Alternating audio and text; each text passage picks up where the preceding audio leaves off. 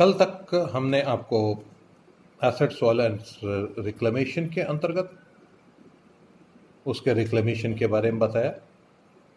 आज हम आपको बताएंगे सॉइल फर्टिलिटी, भूमि की उर्वरता, मृदा उर्वरता, पौधों को पर्याप्त मात्रा में उचित अनुपात में पोषक तत्व प्रदान करने की मृदा की आंतरिक क्षमता को मृदा उर्वरता कहते हैं।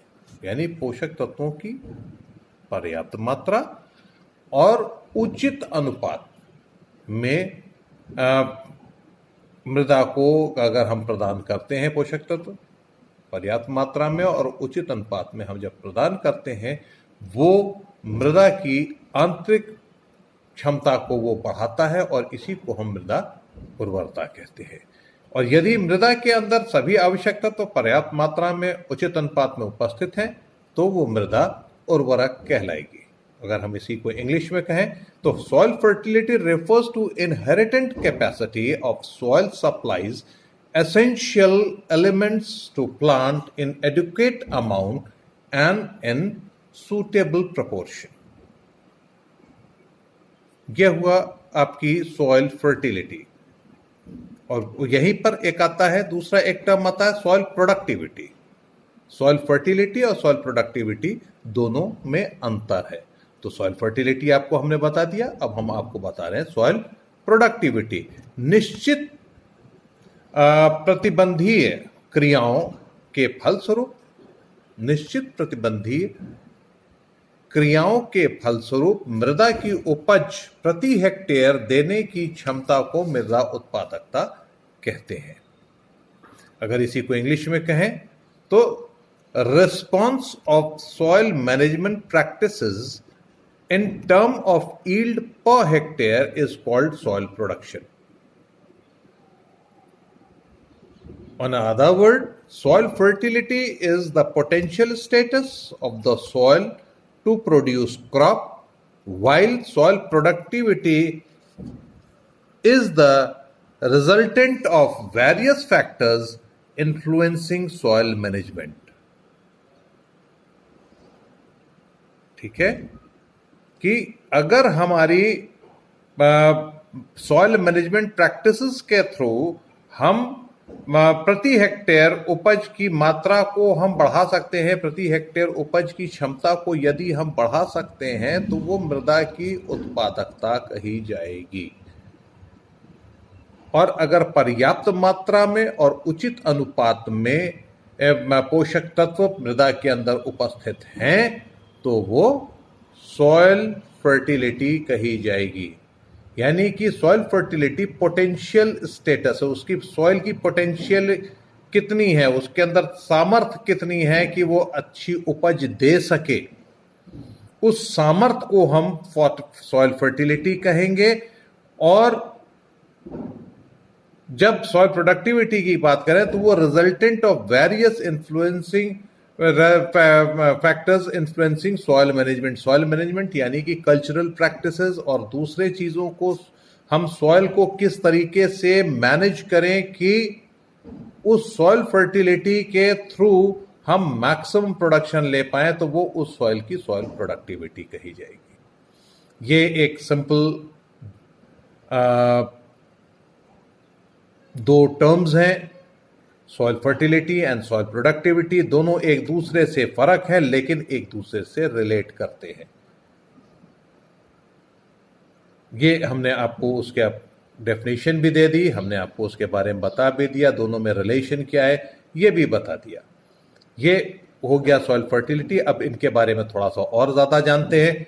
उत्पादक मृदा यानी प्रोडक्टिव सॉइल के लिए भूमि का फर्टाइल होना आवश्यक है, क्योंकि उर्वरक मृदा उत्पादक नहीं हो सकती। जैसे रेहिय क्षारीय मृदाएं यानी कि सलीन और बेसिक सॉइल और एल्कली सॉइल उर्वरक होने के बाद भी वो प्रोडक्टिव नहीं होती, फर्टाइल होने के बाद भी वो प्रोडक्टिव नहीं होती, क्योंकि डिफरेंट एलिमेंट्स और न्यूट्रिएंट्स जो हैं वो सॉइल में उपस्थित होते हुए भी किन्हीं कारणों से पौधों को उपलब्ध नहीं हो पाते, उनका जो अवेलेबिलिटी टू द प्लांट है वो रिस्ट्रिक्टेड हो जाती है और कंप्लीट फर्टिलिटी या कंप्लीट न्यूट्रिएंट्स प्लांट्स को अवेलेबल नहीं होते जब तक हम उस प्रोडक्टिव सॉइल के सॉइल मैनेजमेंट प्रॉपर तरीके से ना करें।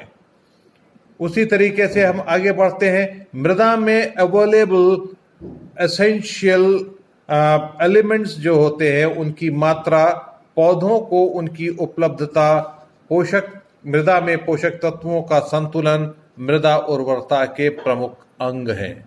यानी कि जो कौन कौन से आवश्यक पोषक तत्व हैं, एसेंशियल एलिमेंट्स हैं, साथ में उनकी सॉइल के अंदर अवेलेबिलिटी क्या है और उनका आपस में बैलेंस किस तरीके का है। जैसा कि अभी हमने कहा ना कि आपको उसमें बताया था कि प्रॉपर आपका जो है सूटेबल प्रोपोर्शन होना जरूरी है। वो प्रोपोर्शन है कि नहीं है, ये सब जो है उर्वरता के अंग हैं। मृदा में उपस्थित जीवाणुओं की किस्म, संख्या, क्रियाशीलता भी मृदा उर्वरता को प्रभावित करती हैं, क्योंकि ये भी हम मैनेजमेंट नहीं, ये उसका प्राकृतिक रूप है, नेचुरल रूप है। उसके अंदर माइक्रो ऑर्गेनिजम्स पाए जाते हैं, दूसरी चीजें भी पाई जाती हैं जो एलिमेंट्स हैं। ये प्राकृतिक रूप, प्रकृति के द्वारा दिए गए उसके अंदर पाई जाने वाली शक्ति है जिसके द्वारा पौधों को वो उत्तम उत्पादन दे पाती है। तो इस शक्ति को हम कहते हैं सॉइल फर्टिलिटी। तो इस सॉइल फर्टिलिटी के अंतर्गत ये सारी चीजें आएंगी कि आपका आवश्यक तत्वों का, एसेंशियल एलिमेंट्स का प्रॉपर अमाउंट में वहां होना, पौधों में उनकी उपलब्धता किस प्रकार होगी, मृदा में पोषक तत्वों का संतुलन, उपस्थित जीवाणुओं की किस्म, ये सब कुछ उसके अंतर्गत आएगा। उसी के साथ साथ मृदा उत्पादकता से तात्पर्य मृदा की फसलों को पैदा करने की क्षमता से है। मृदा जो है फसल को किस रीति से उत्पादित करेगी ये डिपेंड करता है तो मृदा की अपनी शक्ति के ऊपर, और इस उत्पादकता को ही मृदा की उत्पादकता कहते हैं। कभी कभी मृदा की भौतिक दशाएं, जैसे मृदा का जलमग्न होने से पौधों की बढ़वार नहीं होती, अर्थात मृदा की प्रोडक्टिविटी कम हो जाती है। ऐसी भूमियों की फर्टिलिटी नष्ट नहीं होती, ऐसे में इन भूमि की फर्टिलिटी नष्ट नहीं होती। इसी प्रकार कुछ पोषक तत्व जैसे एल्यूमिनियम, बोरॉन, आयरन आदि माइनर एलिमेंट्स जो हैं उनकी घुलनशीलता अम्लीय दशाओं में बढ़ जाती है, जिससे उनकी अधिकता से फसल उत्पादन पर बुरा प्रभाव पड़ता है। विभिन्न प्रबंधकीय क्रियाओं, विभिन्न कल्चरल प्रैक्टिसेस और मैनेजमेंटल ऑपरेशन के थ्रू हम अनुत्पादक मृदा को उत्पादक बना सकते हैं। यदि मृदा उर्वरक नहीं है तो उसे उत्पादक बनाना कठिन होता है।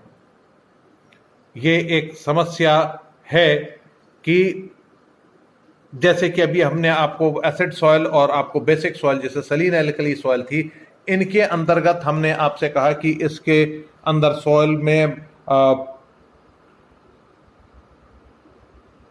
क्रॉप को उगा पाना कठिन होता है, लेकिन वहीं पे प्रॉपर मैनेजमेंट को, सॉइल मैनेजमेंट के थ्रू, यानी कि हम कुछ ऐसे कार्य करें जिससे कि उसको रिक्लेम कर सकते हैं। हम एसिड सॉइल भी रिक्लेमेशन होता है, बेसिक सॉइल का भी रिक्लेमेशन होता है, जिसमें कि हमने आपको उधर आपको मैकेनिकल, केमिकल, फिजिकल हर एक तरीके का रिक्लेमेशन वहां दिखाया। चूने का इस्तेमाल हमने एसिड सॉइल में बताया। तो ये सब क्या है? ये सब आपका जो है सॉइल मैनेजमेंट है, और हम इस तरीके से सॉइल मैनेजमेंट को हम उत्पादक बना सकते हैं। लेकिन उसके लिए भी शर्त ये है कि अगर आप हमारी सॉइल फर्टाइल हो, लेकिन कुछ ऐसी कंडीशन है कि वो एसिडिक है या बेसिक है या वो फ्लडेड एरिया में आती है। ऐसी कंडीशन में हम सॉइल मैनेजमेंट का प्रॉपर ड्रेनेज करके, प्रॉपर हम रिक्लेम उसको जिप्सम या पायराइट का इस्तेमाल करके, उसको बेसिक्स को उसको ख़त्म करके, उसके चूने का प्रयोग करके, हम एसिड्स को खत्म करके या दूसरे भी कल्चरल प्रैक्टिसेस के थ्रू हम सॉइल को इस तरीके का बनाएं कि हमारी जो फर्टाइल सॉइल हमारे पास है वो सॉइल उत्पादक हो सके। और यदि हमारी सॉइल फर्टाइल नहीं है तो हम किसी भी हाल में उसे उत्पादक नहीं बना सकते हैं। आज के लिए इतना। कल हम आपको बताएंगे कि मृदा उर्वरता को प्रभावित करने वाले कारक कौन कौन से हैं।